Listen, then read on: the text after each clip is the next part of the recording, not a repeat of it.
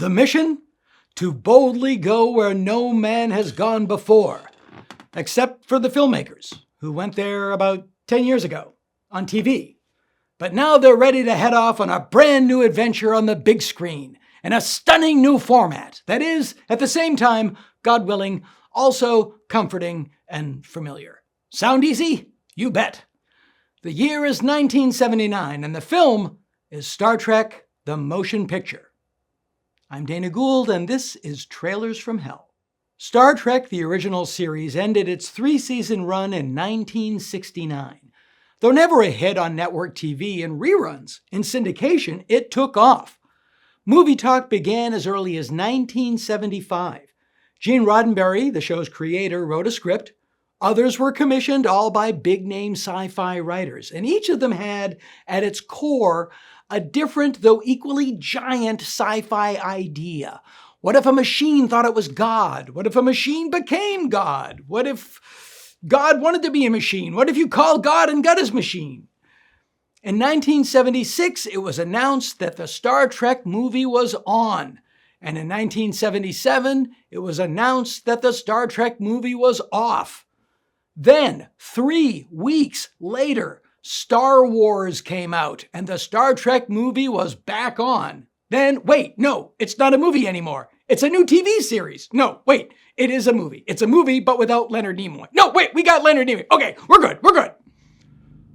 Robert Wise of The Haunting, The Day the Earth Stood Still, and West Side Story was brought in to show the world a future of pointed sideburns and bald chicks that are still somehow hot. Principal photography went off without a hitch as the original series cast reunited to tell a story that, after 400 drafts, seemed to have circled back to exactly the very first thing that Gene Roddenberry turned in back when this whole process started. Confront the greatest mystery ever to threaten mankind. We are aboard a huge starship called the Enterprise. This is the return of Captain Kirk. An alien object of unbelievable destructive power is less than 3 days away from this planet. The bad news. The company hired to do the special effects had never done a movie before, but had created a series of innovative TV commercials. They spent an entire year and the entire budget and produced one, count 'em, one usable shot. Paramount then sent a series of blank checks to every effects company in town to get the film done on time, which they did for a fortune.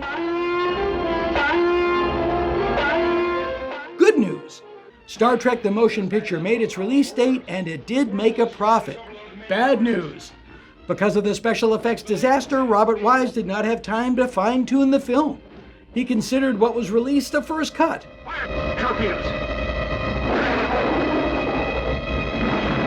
Additionally, the film was hampered by the fact that it was a movie about an idea. What if a machine became sentient? It's a think piece. And as a show, Star Trek was always kinetic. It was smart, to be sure, but it was also fun. Let's not forget the big question posed in Star Wars was, can we blow that up?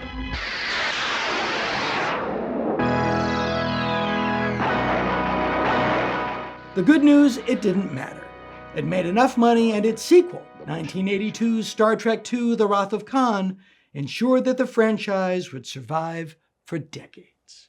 A Gene Roddenberry production, a Robert Wise film.